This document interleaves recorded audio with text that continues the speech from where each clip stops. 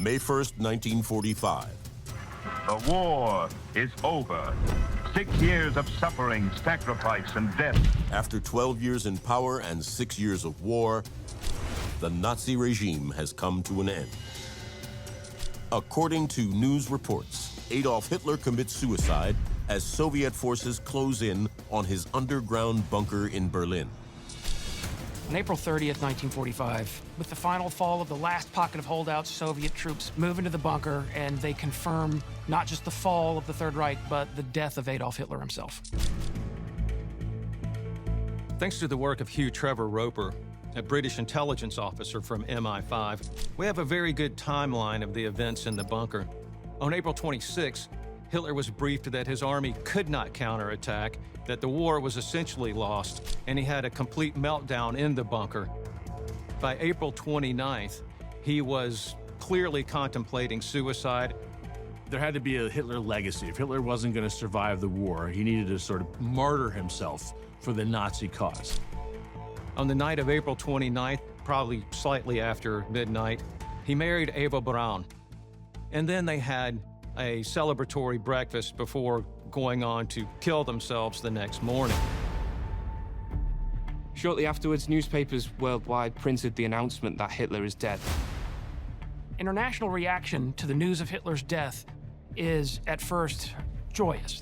The sights and sounds of victory in Europe echo across the Atlantic and around the world.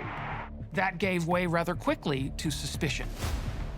And that suspicion was based on the fact that there was no body. The first Soviet troops into the bunker are allegedly more interested in trophies than evidence. No one is treating Hitler's bunker the way that it should be treated. They weren't doing it with any kind of great caution. People were just digging everywhere. People were tramping through the bunker. They were going into the rooms, grabbing souvenirs. But it's done in a very ad hoc way. Despite the chaos in the bunker, the Soviets are initially confident that they have found the dead bodies of Hitler and Eva Braun. That confidence then erodes pretty quickly.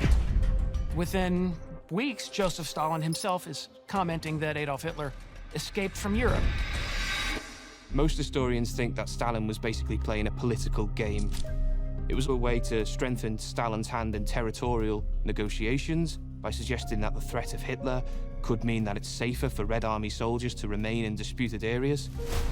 He was almost certain that they had Hitler's remains, but he was going to keep it ambiguous to be able to wield it like a cudgel against the Western Allies. The United States is one of several countries that quietly tries to ascertain the truth about Hitler's death. In the aftermath of the conflict, the United States military is not allowed immediate access to Berlin. The Soviets eventually allow us there, but it's nearly 2 months later. What that leads to is, within months, nearly half of America believes that Adolf Hitler did not die in Berlin.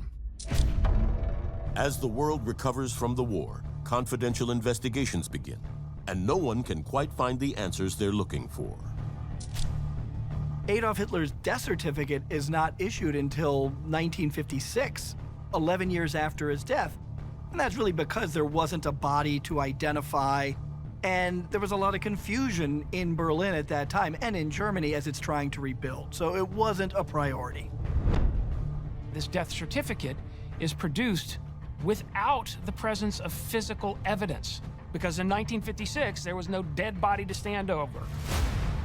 What we see is that the prevailing theory among most historians, most governments, is that Hitler shot himself in the bunker. The official story looks like this. Adolf Hitler was aware he wasn't going to escape.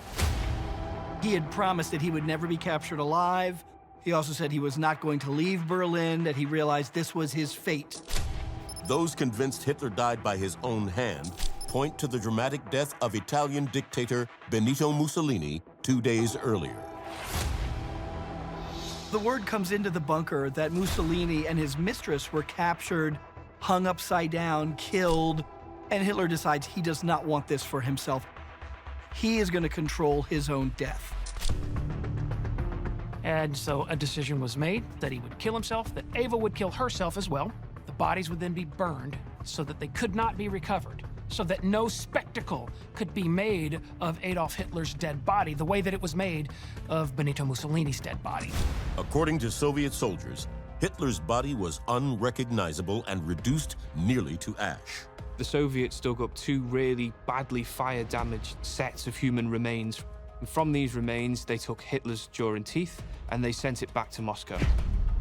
The jaw is intact enough that they can examine the teeth, and what they do is they find the 2 dentists that worked on Hitler's teeth, and they were able to point out specifically a bridge that they had done in the upper right jaw. Dental assistants. That's how little the Soviets have. They've got nothing. They've got a couple of fragments of jawbone with some teeth. The 1945 fall of Berlin means the end of the Nazi regime in Germany. But at the end of World War II, did Hitler really commit suicide, as most historians agree? Or did he somehow escape? If you were going to try to escape in 1945, the best place to go would be Spain. The theory here is that if Hitler could make it to Spain, there's a monastery, the Samos Monastery, that was very friendly to Nazis escaping Germany. There was one guy who was a stonemason's apprentice, a teenager, and then he told the story when he was 80. I was at Samos, and I remember when Hitler arrived, and he was hiding in the monastery with Eva Braun. They were both so kind to me. They tipped me so well. None of it could be true. None of it could be true. But he talked about it with absolute and utter conviction. Many believe this theory is flawed. A lot of this is a lot of stretched reality. The belief that they had gone through tunnels to Tempelhof Airport and flown out of their over-occupied Allied territory and landed in Spain. Historically speaking, this idea of Hitler being content with staying in a monastery and living the life of a monk is pretty preposterous. This guy's a megalomaniac. He's pretty much insane by the end of World War II, and we're expecting him to keep a low profile. Ain't gonna happen. The idea of Hitler living anonymously as a Mr. X somewhere in Spain or in Argentina, in Antarctica, it's not Hitler's style. He was the Führer of Germany. He wanted to go down as such.